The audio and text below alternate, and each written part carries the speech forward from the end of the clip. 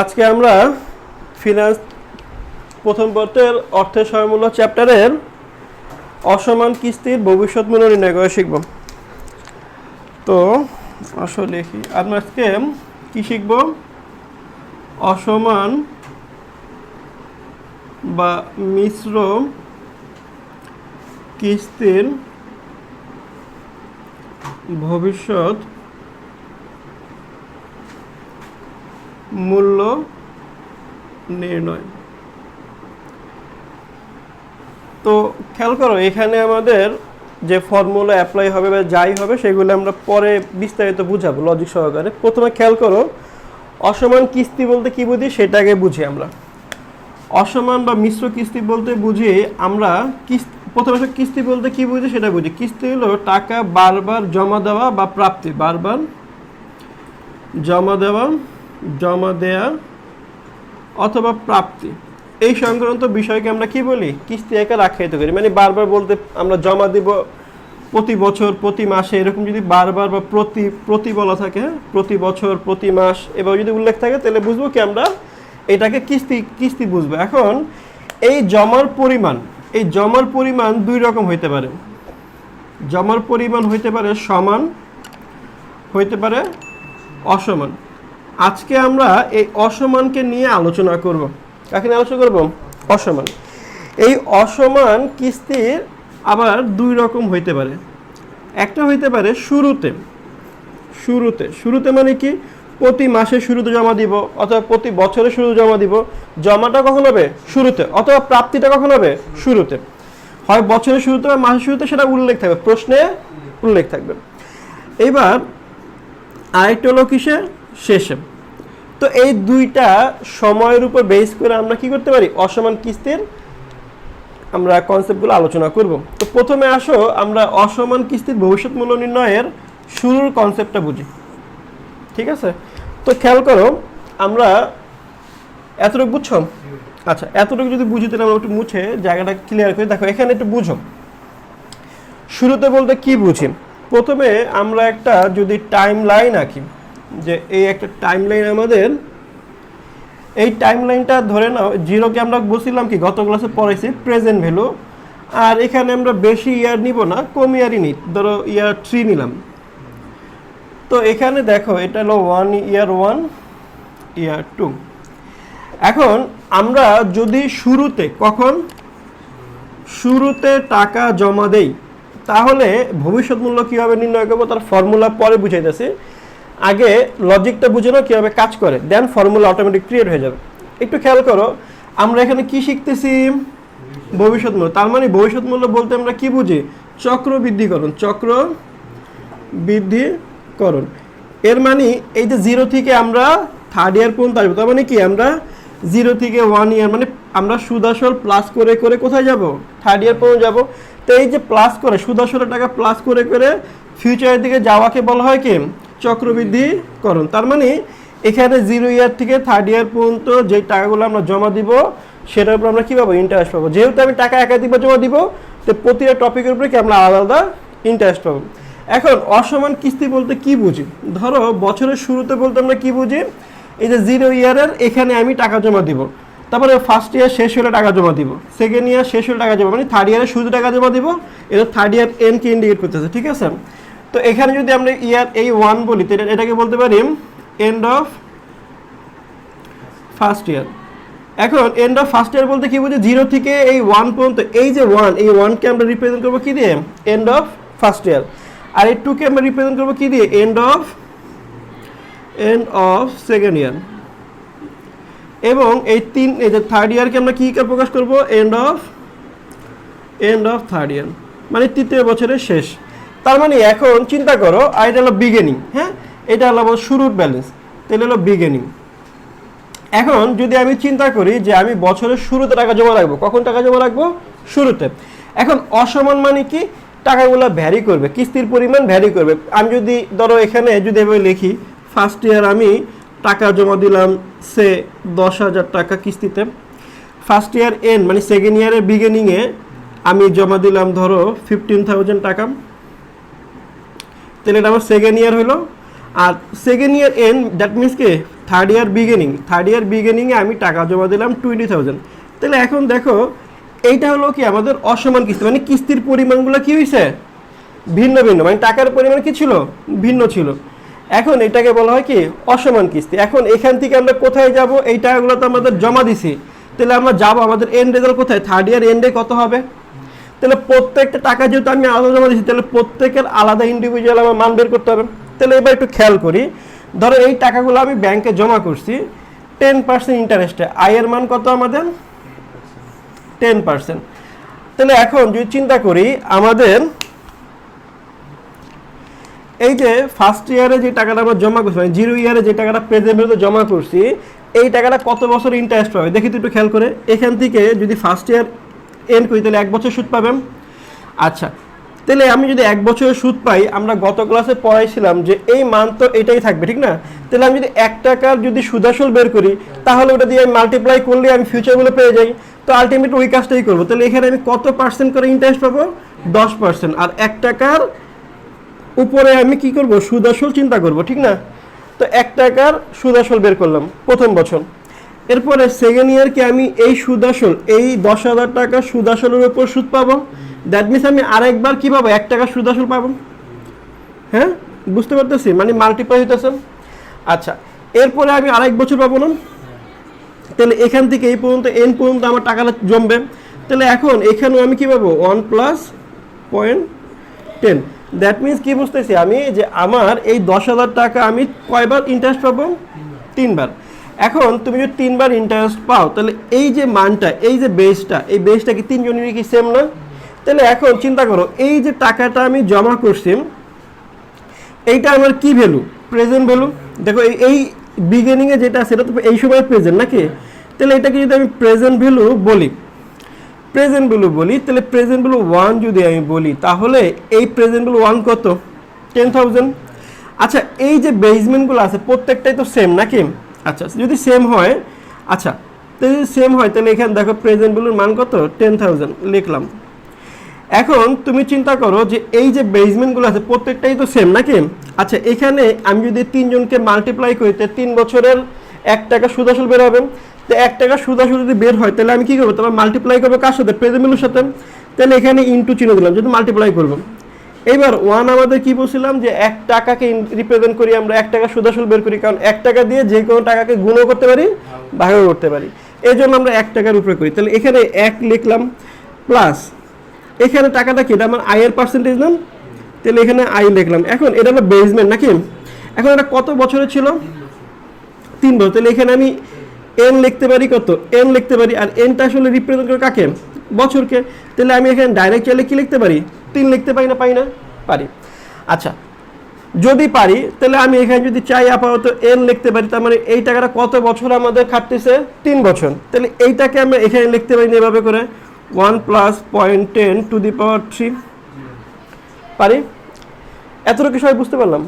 আচ্ছা, এখন এই পুরো কনসেপ্টের বেসমেন্ট যেমন এই যে 1 + 0.10 এগুলি কেন এলো, এগুলো আমরা প্রিভিয়াস ক্লাসে বুঝাই ফেলছি। আচ্ছা, এইবার দেখো সেকেন্ড ইয়ারে চিন্তা করি, তাহলে এই টাকা তো আলাদা টাকাটা কি, তাহলে এরও আলাদা করে ভ্যালু বের করতে হবে। তাহলে এইবার দেখো এই টাকাটা যদি চিন্তা করি আমরা, আমাদের এখান থেকে ফার্স্ট ইয়ার এন্ড মানে কি সেকেন্ড ইয়ারের বিগিনিংয়ে ছিল, তাহলে সেকেন্ড ইয়ার এন্ড পর্যন্ত কি 1 বছর ইন্টারেস্ট পাবেন, এবং সেকেন্ড ইয়ার থেকে থার্ড ইয়ার এন্ড পর্যন্ত কয় বছর ইন্টারেস্ট পাবে, আরেক বছরের পাবে, তার মানে 2 বছরের পাবেন। তো 2 বছরে আমরা কিভাবে বের করবো সুদাসল, 1 টাকা সুদাসল বের করবো আমরা কি। তাহলে এখানে আমরা লিখবো 1 টাকার। এখন দেখো এই যে 15,000 টাকা এটা তো আমাদের প্রেজেন্ট ভ্যালু ছিল সেকেন্ড ইয়ারে নাকি। তাহলে এটাকে যদি আমি প্রেজেন্ট ভ্যালু বলি, তাহলে প্রেজেন্ট ভ্যালু এটা 1, এটা তাহলে কত হবে 2। তাহলে এখানে আমি 2 লেখার আগে যদি খেয়াল করি, তাহলে এখানে কত টাকা আছে 15,000 টাকা। তাহলে এই 15,000 টাকা কিসের ভ্যালু, প্রেজেন্ট ভ্যালু 2 এর ভ্যালু নাকি।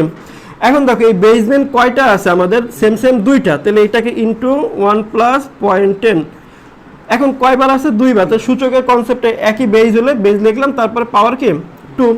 এখন এইটাকে আমরা এখানে রিপ্রেজেন্ট করতে পারি। তাহলে এখানে আমরা পুরো অঙ্কে দেখো এই 1টা 1 লিখলাম, প্লাস এটার মান কি ছিল আই এর মান লিখলাম। এখন 2কে আমরা রিপ্রেজেন্ট করবো কীভাবে, এই পুরো অঙ্কটা কত বছর ছিল 3 বছরের। এখন 3 বছরের অঙ্কে 3 এখানে লিখলাম, কিন্তু এখানে সুদ পাবো কয় বছরের 2 বছর, এর জন্য এখান থেকে -1। কনসেপ্টটা বুঝতেছেন। আচ্ছা, এবার আসো থার্ড ইয়ারে আসি, মানে সেকেন্ড ইয়ার এন্ড, হ্যাঁ থার্ড ইয়ারের বিগিনিংয়ে টাকা রাখছি। তো থার্ড ইয়ারের বিগিনিংয়ে টাকা রাখলে এই টাকার উপর ইন্টারেস্ট কত বছর পাবো? 1 বছর। যদি আমি 1 বছর পাই তাহলে 1 + 0.10 নাকি? আচ্ছা, তাহলে এই যে 20,000 টাকা আছে, এই 20,000 টাকা, এই 20,000 টাকা কি আমাদের প্রেজেন্ট ভ্যালু 3 হবে? আচ্ছা, প্রেজেন্ট ভ্যালু 3 হয় তাহলে এখানে আমরা কি লিখবো? 20,000 টাকা। আর এটাকে আমরা রিপ্রেজেন্ট করি কি দিয়ে? PV3 দিয়ে, ঠিক না? এরপর আসো ইনটু, এটা কত বছরের আছে? 1 বছর। তাহলে এই বেসমেন্ট যেহেতু একটাই আছে, তাহলে এই বেসমেন্টের উপরে আমি কি লিখতে পারি? উপরে 1 লিখতে পারি, না লিখলেও সমস্যা নেই। আচ্ছা, এইবার খেয়াল করো, এই মানটাকে যদি আমি রিপ্রেজেন্ট করতে চাই, তাহলে এইটাকে ফর্মুলা রিপ্রেজেন্ট করতে চাই, তাহলে 1 টাকার জায়গায় 1 টাকা লিখলাম, আর এখানে কি আই এর মান? আই লিখলাম। আর আমরা অঙ্কটা করতেছি কত বছরের?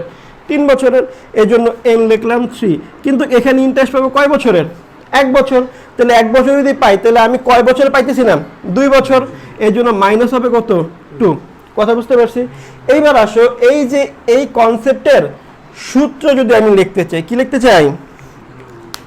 আমাদের যে পাঠ্য বইয়ে যে সূত্রটা লেখা থাকে, হ্যাঁ, এই সূত্রটা যে অসমান কিস্তির ভবিষ্যৎ মূল্য, শুরুতে কি লিখলাম? সূত্রটা কি হবে? অসমান কিস্তির ভবিষ্যৎ মূল্য নির্ণয় শুরুতে, মানে যদি শুরুতে হয় তাহলে আমাদের ফর্মুলাটা আমরা কি করি? এইভাবে করে রিপ্রেজেন্ট করে দেখাই। তাহলে কি লিখি? দেখো, এই কনসেপ্টটাই কিন্তু আমরা এখানে লিখি। তাহলে কি লিখি? এভাবে লিখি, ফিউচার ভ্যালু অ্যানুইটি।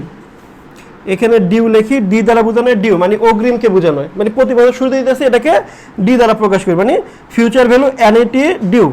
এ ডি মানে হলো অ্যানুইটি, আর ডি মানে হলো কি? ডিউ। আচ্ছা, তাহলে এবার দেখো আমাদের এই মানগুলাকে আমরা লিখি। তাহলে এখন প্রেজেন্ট ভ্যালু 1 + i⁴n প্রথম বছরের ফর্মুলা। আচ্ছা, প্রথম বছরে লিখি এটা। তারপরে প্রেজেন্ট ভ্যালু 2 1 + i⁴n-1। এই n-1 এর লজিকটাকে বোঝা গেল? আচ্ছা, n-1 কেন লেখার লজিক বুঝেছি আমরা। আচ্ছা, এরপরে প্লাস প্রেজেন্ট ভ্যালু 3 1 + i⁴n-2। 2 কেন হলো বুঝতে পারছি? তাহলে এই তো আমাদের ফর্মুলা। এটা কি মুখস্থ করা লাগে? Logic clear?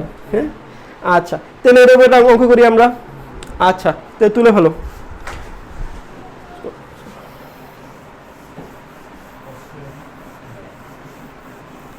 তো এখন আসো, আমরা যে লজিক এতক্ষণ যে আমরা ফর্মুলা কনসেপ্টগুলো বুঝলাম, তার উপর একটা উদাহরণ মানে ম্যাথ দেখে একটা কি বলছে আমাদের। দেখো, মুশফিকুর রহিম আগামী 5 বছরে, মানে ফিউচারের কথা বলতেছে। কিসের কথা বলতেছে? ফিউচারের কথা বলতে। প্রত্যেক বছরের শুরুতে, প্রত্যেক বছর বুঝলে আমরা কি বুঝবো? এই অঙ্কটা কিস্তির অঙ্ক, কার অঙ্ক? এখন বলছে কি শুরুতে, শুরুতে হলো কি আমাদের বিগিনিং, মানে কি এই শুরুর কনসেপ্ট বুঝেছিলাম, তো শুরু এখানে বলা আছে। আর আমাদের প্রশ্নে শুরু যদি বলা না থাকে সেক্ষেত্রে আমরা শেষে ধরে আগাবো, ওটা নিয়ে পরে আলোচনা করতেছি। তো যথাক্রমে বলছে কি প্রথম বছর কত টাকা দিবে? তাহলে এটা হলো যে প্রথম বছর কি? এটা PV1, এই যে 70,000, এটা হলো PV2, এটা হলো কি PV3, এটা কি PV4, আর এটা হলো প্রেজেন্ট ভ্যালু 5। তাহলে এখন এই 5 বছর আমরা টাকা জমা করব, জমা করে আমরা কত পার্সেন্ট সুদে জমা করব? বার্ষিক 13% সুদে। তো বলছে ভবিষ্যৎ মূল্য মানে 5 বছর পরে মুশফিকুর রহিমের কত টাকা জমা হবে? কত টাকা জমা মানে কি ফিউচার ভ্যালু এডি বাই করতে হবে। এডি কেন? কারণ শুরুর অঙ্ক, এই জন্য কি অ্যানুইটি ডিউ। এই দেখো ফিউচার ভ্যালু, এটা ফুল মিনিটটা দেখো,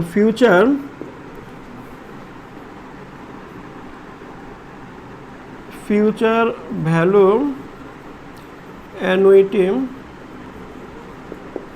অ্যানুইটি ডিউ, এটা পুরো ফুল মিনিং হলো এটা, ঠিক আছে? এটাকে আমরা বলি কি অগ্রিম কিস্তির ভবিষ্যৎ মূল্য। দেখো, এই পুরোটা ইংলিশ মিনিং এবং বাংলা মিনিং বুঝতে পারছেন? আচ্ছা, এইবার খেয়াল করো, আমরা যদি এটাকে একটা টাইমলাইনে আঁকি, তাহলে এখন দেখো তো একটু খেয়াল করে, আমরা টাইমলাইন যদি আঁকতে চাই, একটু টাইমলাইনটা বুঝি, তারপরে ম্যাথটা আমরা করাবো। হ্যাঁ, দেখো এখানে কত বছর, 0 ইয়ার থেকে শুরু করবো আমরা। এটা ফার্স্ট ইয়ার এন্ড, এটা সেকেন্ড ইয়ার এন্ড, এটা থার্ড ইয়ার এন্ড, এটা ফোর্থ ইয়ার এন্ড, এটা ফিফথ ইয়ার এন্ড। এখন দেখো ফার্স্ট ইয়ারের বিগিনিং আমি কত টাকা জমা করব? 60,000 টাকা নাকি? এই 60,000 টাকা দেখো তো আমি এক বছর এন্ড হলে একবার সুদ পাবো, তারপর দ্বিতীয় বছর সুদ পাবো একটা, তৃতীয় বছর পাবো একটা, চতুর্থ বছর আর পঞ্চম বছর। তাহলে আমি কয়বার সুদ পাবো এটার উপরে? তাহলে এখন আমরা 1 টাকার উপরে যদি সুদ আসল বের করি 5 বছর পর্যন্ত, তাহলে আমি কি পাবো? সেখানে কত পার্সেন্ট করে বলছো? 13%। তাহলে 0.13। আচ্ছা এবার দেখো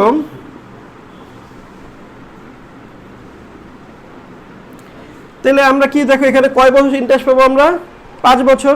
কত বছর পাবো? 5 বছর।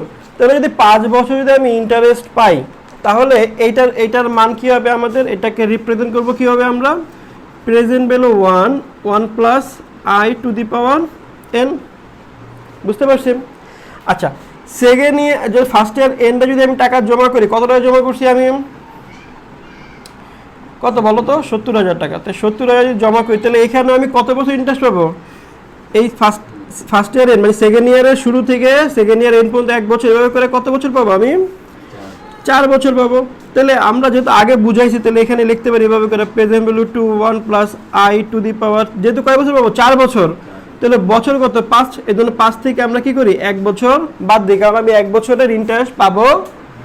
তারপরে দেখো সেকেন্ড ইয়ার এন্ডে মানে থার্ড ইয়ারের সেকেন্ড ইয়ার এন্ডে থার্ড ইয়ার বিগিনিংয়ে আমি কত টাকা জমা করছি? দেখো তৃতীয় বছরের শুরুতে আমি কত জমা করি? 70,000 টাকা। কত টাকা? 70। এখানে তৃতীয় শুরুতে করছি আমি কত? 80,000 টাকা। তো দেখো এই 80,000 টাকা আমি কত বছর ইন্টারেস্ট পাবো? 1 বছর, 2 বছর, 3 বছর পাবো। তাহলে এখানে লিখতে পারি না present value 1 plus i to the power n minus 2। কেন হলো? লজিক বুঝতে পারছি, কারণ আমি 3 বছর সুদ পাবো, 3 লিখছি, এখানে পাওয়ার 3 হয়েছে। ঠিক আছে? আচ্ছা এবার দেখো আমি থার্ড ইয়ার এন্ড মানে তৃতীয় বছর শেষে চতুর্থ বছরের শুরুতে টাকা জমা দিচ্ছি কত টাকা? 90,000। তাহলে এই 90,000 টাকা এখানে লিখলাম। তো 90,000 টাকার উপরে এখান থেকে চতুর্থ বছরের শুরু থেকে চতুর্থ বছর শেষ পর্যন্ত 1 বছর ইন্টারেস্ট পাবো, এবং চতুর্থ বছর থেকে পঞ্চম বছর পর্যন্ত 1 বছরের আমি ইন্টারেস্ট পাবো। তাহলে এখানে কয় বছর ইন্টারেস্ট পাবো? 2 বছর। তাহলে এখানে কি লিখবো আমরা? Present value 1 plus i to the power n minus 3। এই কনসেপ্টগুলো বুঝতেছেন? আচ্ছা এবার দেখো ফোর্থ মানে 4 বছরের শেষে যদি আমি টাকা জমা দিই, তাহলে আমি পঞ্চম বছর শেষ পর্যন্ত 1 বছর ইন্টারেস্ট পাবো। তাহলে তখন কত টাকা রাখছিল আমি? 1 লাখ টাকা। তাহলে এখানে লিখবো তো 1 লাখ টাকা। এখান থেকে যদি এই পর্যন্ত যাই আমি 1 বছর ইন্টারেস্ট পাবো। এই জন্য কী লিখবো এখানে? Present value 1 plus i to the power n minus 4। দেখো তো এই কনসেপ্টটা বুঝতে পারছি? তাহলে এখন এটাই আমাদের ফর্মুলা। আচ্ছা যদি এটা আমাদের ফর্মুলা হয়, তাহলে আমরা এখন এতটুকু কথা বুঝতে পারছি কেন এই যে এই ফর্মুলাগুলো এরকম হইল। আচ্ছা এখন এটা তো এভাবে থাকবে না, থাকবে? পরীক্ষা হলে আমরা কি গুছাই লিখবো না?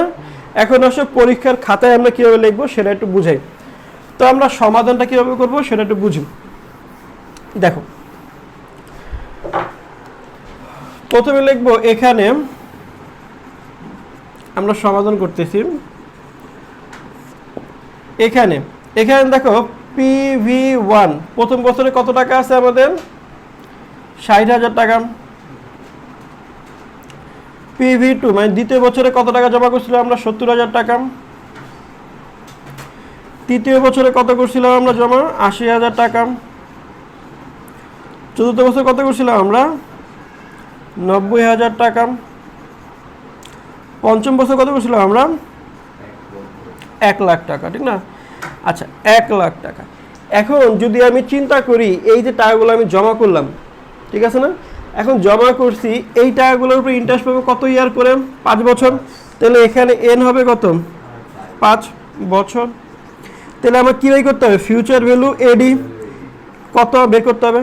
তাহলে এখন আমরা লিখতে পারি না, আমরা জানি হ্যাঁ সুদের পরিমাণ লিখি না। আচ্ছা এখানে আই কত আছে আমাদের? 13%। আমরা 13%কে যদি আমরা পার্সেন্টেজে যদি রূপান্তর পার্সেন্টেজ থেকে যদি ভগ্নাংশকে রূপান্তর করি, তাহলে কত আছে? 0.13। বুঝতে পারছেন? এখন কি লিখবো আমরা জানি। তো এখন future value AD equals to present value 1 দেখো এই যে এই কনসেপ্টগুলো নিয়ে আসবো। তাহলে প্রথমে কত ছিল আমাদের, present value 1 plus i to the power N, এর সাথে পরে এটাকে প্লাস করবো পরে জমাটাকে, তাহলে present value 2 1 plus i to the power N minus 1। এটা লজিক বুঝছিলাম না আমরা একটু আগে, ওইভাবেই লিখতেছি। তাহলে এরপরে এটার সাথে এটাকে আমরা প্লাস করব, তাহলে present value 3 1 plus i to the power N minus 2, ঠিক না? আচ্ছা, পরে প্লাস। এইবার তৃতীয় বছর শেষ, চতুর্থ বছরে আসবো, তাহলে এটাও কী করবো, প্লাস করবো। তাহলে PV4 1 plus i to the power N minus 3 plus, তো PV5 1 plus i to the power N minus 4। দেখো এই পর্যন্ত বুঝতে পারছি। আচ্ছা, এখন আমরা শুধু মানগুলো বসাইলে আমাদের উত্তরটা চলে আসবে, ঠিক না? এখন দেখো আমরা মানগুলো একটু বসাই। প্রেজেন্ট ভ্যালু 1 আমাদের কত ছিল, 60,000, তাহলে 60,000 লিখলাম। 1 প্লাস আই, আই এর মান কত, 13%, 0.13 লিখলাম। আর টু দি পাওয়ার 5, কারণ বছর কত এখানে আমাদের 5 বছর। এখন দেখো প্রেজেন্ট ভ্যালু 2 ছিল কত, 70,000 টাকা, মানে সেকেন্ড ইয়ারের প্রেজেন্ট ভ্যালু কত ছিল, মানে সেকেন্ড আমি যে দ্বিতীয়বার জমা দিয়েছি সেটা কত টাকা জমা দিয়েছি, 70,000, এই যে 70,000 লিখলাম। আর এখানে 0.13 টু দি পাওয়ার 5 থেকে এন কত 5, আর এখান থেকে 1 বছর মাইনাস হবে কেন, কারণ আমার 1 বছর আমি পরে টাকা জমা দিছি, এর জন্য আমার কী হবে, এখান থেকে 1 মাইনাস হবে। পরে প্লাস তৃতীয় বছর কত হবে, দেখো তৃতীয় বছর 80,000 টাকা জমা করছি আমরা। 1 প্লাস 0.13 টু দি পাওয়ার 5 থেকে আমরা 2 মাইনাস করবো, কেন, কারণ তৃতীয় বছর যখন জমা দিই তখন প্রথম 2 বছর টাকা আমি ইন্টারেস্ট পাবো না, এই জন্য 3 বছরের সুদ হবে।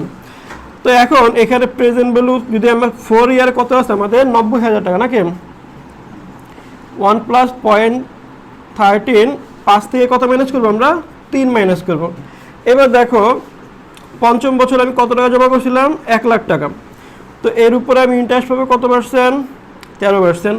তাহলে বছর কত 5 থেকে 4 মাইনাস করবো, কেন, কারণ আমি 1 বছরই ইন্টারেস্ট পাবো, কারণ 4 বছর শেষে জমা দিছি, মানে 5 বছর শুরুতে জমা দিছি, শুরুতে শেষ পর্যন্ত কত সময়, 1 বছর, এর জন্য 1 বছর ইন্টারেস্ট পাবো এখানে। কথা বুঝতে পারছি? এখন ক্যালকুলেশন করে বলো আমাকে কত টাকা হয়,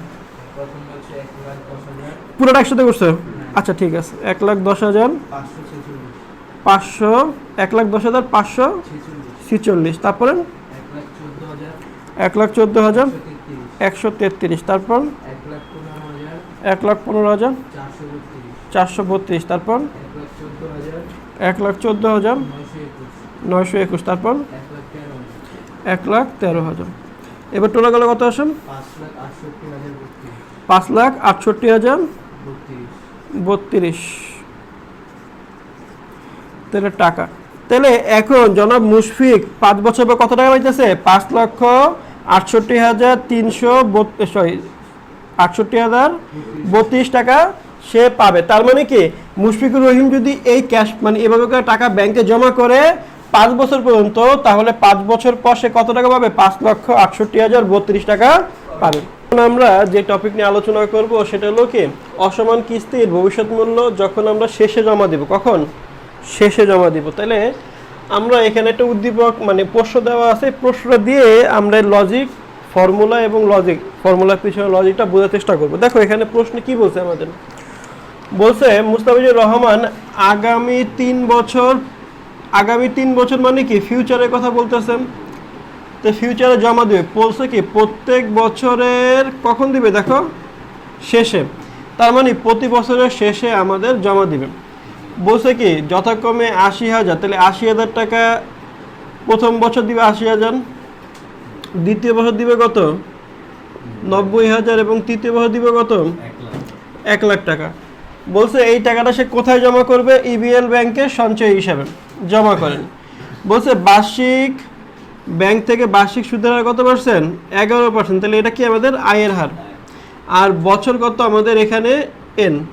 তো মুস্তাফিজুর রহমান কত টাকা পাবে, তার মানে কি 3 বছর পরে মুস্তাফিজুর রহমান ব্যাংকে যদি 80,000, 90,000, 1 লাখ টাকা জমা দেয়, তাহলে সে 3 বছর পর কত টাকা পাবে। তো এখন আমরা প্রথমে এই কনসেপ্টটা বোঝার জন্য আমরা যদি একটা টাইম লাইন আঁকি এভাবে কিরাম 3 বছরের জন্য, তো দেখো আমরা বলছিলাম কি 0 ইয়ারকে আমরা কি ধরি, প্রেজেন্ট ভ্যালু, আর ইয়ার এনকে আমরা যদি চিন্তা করি তাহলে মানে 0 থেকে পরবর্তী যা হবে সবই কি ফিউচার ভ্যালু। তাহলে এখানে 0 থেকে 1 এ আসবো, 1 থেকে 2 তে যাব, তো এই হলো 3টা ইয়ারের কাজ। এখন বলছে কখন জমা দিবে টাকাটা? শেষে। তার মানে এই শেষে বলতে আমরা কি বুঝতেছি, এই ফার্স্ট ইয়ার এন্ড মানে প্রথম বছর শেষে, প্রথম বছর শেষে জমা দিবেন, দ্বিতীয় বছর শেষে জমা দিবেন, আর তৃতীয় বছর শেষে জমা দিবে। এই হলো জমা দেওয়ার কথা, ঠিক না? তো এবার যদি চিন্তা করি প্রথম বছর শেষে মানে এখানে জমা দিতে এসে প্রথম বছর শেষে, তাহলে প্রথম বছরে কত টাকা জমা দিবেন? ৮০,০০০ টাকা। আচ্ছা, দ্বিতীয় বছর শেষে কত টাকা জমা দিবেন? ৯০,০০০ টাকা। তৃতীয় বছর শেষে কত টাকা জমা দিবেন? ১,০০,০০০ টাকা। এখন আমরা কোথায় যাব? ফিউচারের দিকে যাইতেছি। আমরা কোথায় যাব? ফিউচারে। তো যদি ফিউচারে যেতে চাই তাহলে দেখো তো, আমরা এই ৮০,০০০ টাকা যদি আমি 1 বছর প্রথম বছর শেষে খাটাই, তাহলে কত বছরের ইন্টারেস্ট পাবো? কত বছরের? তাহলে এখান থেকে এই পর্যন্ত কত বছর? 1 বছর। আর এখান থেকে এই তৃতীয় বছর শেষ পর্যন্ত কত বছর? 1 বছর। তার মানে কি প্রথমে যদি আমি প্রথম বছর শেষে টাকা জমা দেই তাহলে কত বছরের আমি বেনিফিট পাবো? 2 বছর, মানে 2 বছর সুদ পাবো। তাহলে কি হবে? আমরা 1 টাকার উপরে কি পাবো? আমরা সুদ ধরলাম। তাহলে 1 টাকার সুদ আসল বের করলাম প্রথম বছর। আবার এই দুইটা গুণ করলে এই সুদ আসলের উপরে আমরা কি আরেক বছর সুদ পাবো? তাহলে এটা লিখলাম। এখন দেখো তো, তাহলে এই ৮০,০০০ টাকা আমাদের যদি PV1 হয়, কি হয়? PV1, তাহলে তার উপরে কয়টা ইন্টারেস্ট পেতেছি আমরা? 2টা। তো 2টা ইন্টারেস্ট পাইলে 1 প্লাস আই টু দি পাওয়ার, এখানে কত লিখি আমরা? 2 লিখতে পারি। এখন এই 2 এর পরিবর্তে আমরা যদি এটাকে এভাবে লিখি, আমাদের ফর্মুলা যখন লিখব তখন কীভাবে লেখে? PV1 প্লাস আই, বছর কত আমাদের? 3 বছর, এই জন্য এন লিখলাম -1। -1 হলো কেন? কারণ 0 থেকে 1 ইয়ার এই মাঝখানে আমি টাকা জমা দেই নাই, না দেওয়ার কারণে আমাদেরকে এর উপরে সুদও ধার্য করা হবে না, আমরা পাবো না সুদের টাকা। দেখো তো প্রথম বছরের যে টাকা ৮০,০০০ টাকা কীভাবে হবে সেটা বুঝতে পারছি। আচ্ছা, এবার দেখো ৯০,০০০ একটা বিষয়।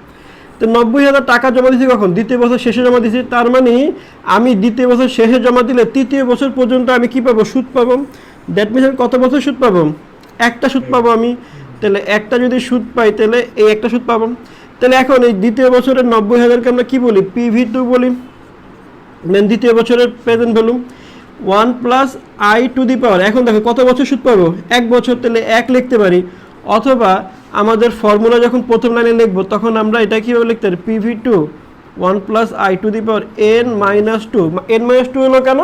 কারণ এই দেখো এর আগে 2 বছরে আমরা টাকাটা জমা দেই নাই, যেহেতু জমা দেই নাই সেহেতু কি আমি সুদও পাবো না। কথা ক্লিয়ার? আচ্ছা, ঠিক আছে। এবার খেয়াল করো, লাস্ট ইয়ার আমি টাকা জমা দিছি কখন? তৃতীয় বছর শেষে। তার মানে তৃতীয় বছর শেষে জমা দিয়ে তো আমি এন পয়েন্টে টাকা জমা দিছি, তাহলে এর উপরে কোনো ইন্টারেস্ট পাবো না। তাহলে এর উপরে যে ইন্টারেস্ট আমার কোনো কিছু পাবো না, জাস্ট শুধু কী করবো? ওই টাকাটা অ্যাড হয়ে যাবে। তাহলে এখানে present value 3 1 plus i to the power, এটার মান কি? 0 না? এখন এই 0টার মান যদি এরকম লিখি তাহলে এইটা আসলে 0 পরবর্তীতে বুঝে দিয়েছে 0-র কাজ কি। তাহলে এখানে এভাবে লিখতে পারি আমরা PV3 1 plus i to the power n-3। 3 হলো কেন? কারণ এই দেখো আমি টাকা জমা দিচ্ছি এখানে, তাহলে এই 3 বছর আগে আমি কোনো টাকা জমা দেই নাই, এই জন্য কি আমাদের এখানে n-3 হয়েছে। এবার একটু সূচকের একটা কনসেপ্ট বুঝে নাও, যে এখানে এই যে এতটুকের মানটা, এই 1 প্লাস আই টু দি পাওয়ার 0 এর মানটা হলো 1। এটা 1 কেন হলো একটু বুঝো।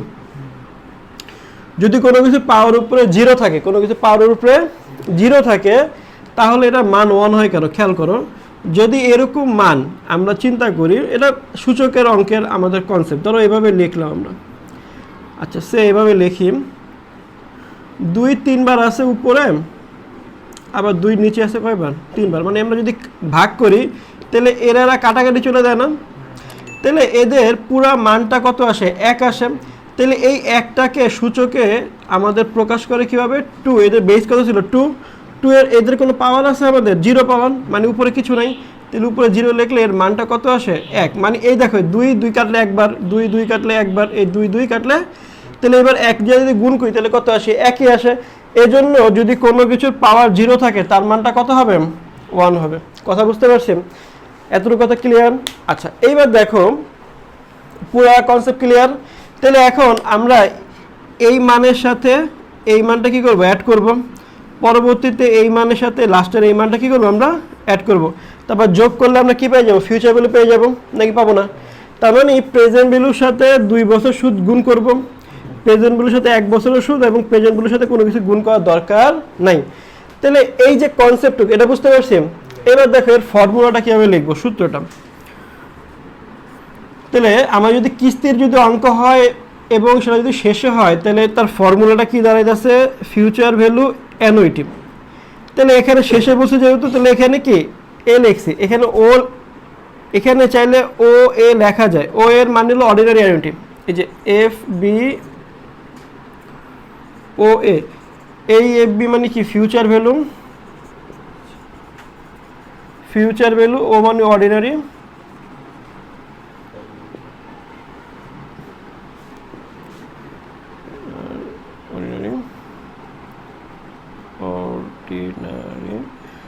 অর্ডিনারি কি, এর মানে কি আমাদের ভবিষ্যৎ সাধারণ কিস্তির ভবিষ্যৎ মূল্য। তো এই হলো ফুল মিনিং। তাহলে এখন দেখো প্রথম বছর আমরা ইন্টারেস্ট পাবো কত বছরের, 2 বছর। তাহলে 1 plus i to the power n minus 1, n-1 কেন হলো, লজিক্যাল বুঝতে পারছি। এই অঙ্কে n ছিল 3 বছর, আর -1 এসে কেন, কারণ আমি প্রথম বছরে কোনো ইন্টারেস্ট পাই নাই। তারপরে দেখো present value 2, 1 plus i to the power n-2 কেন হলো বুঝতে পারছি। এবং লাস্ট ইয়ার কি বলছে, present value 3, 1 plus i to the power n-, সবাই লজিক ক্লিয়ার? এবার দেখো এই মানগুলো যদি আমরা বসে, প্রেজেন্ট ভ্যালুর মান কত ছিল প্রথম বছর, 80,000, তাহলে 80,000 লিখলাম। তো 1 plus 0.11 two the power 3 minus 1 plus, তারপর 90,000, 1 plus 0.11 two the power 2 minus 2, 3 minus plus 1 lakh, 1 plus 0.11 two the power 3 minus 3। এখন 80,000 টাকা ইন্টু এই মানটা বের করছো নাকি একসাথে করে ফেলছো? আচ্ছা বলো, একসাথে করলে বলো। 98,568, তারপর 99,900, তারপর তো 1 লাখ টাকায়, ঠিক না? 1 লাখ হলো কেন, কারণ এই এতটুকের মান 1, ঠিক না? আচ্ছা, যোগফল কত আসে, 2,98,468। তাহলে এখন দেখো আমাদের এই যে ফর্মুলাটা কেন এরকম হয়, কেন n থেকে 1 প্রথম বছরই মাইনাস হয়, তারপরে 2 এভাবে কেন হলো, এই যে ফর্মুলাটা, পুরো ফর্মুলা লজিকটা বুঝতে পারছি কেন এরকম হলো, না বুঝলে বলতে পারি। তাহলে এখন মুস্তাফিজুর রহমান 3 বছর পর সে কত টাকা পাবে, 2,98,468 টাকা পাবে। সবাই ক্লিয়ার? সবাই বুঝছে? ঠিক আছে।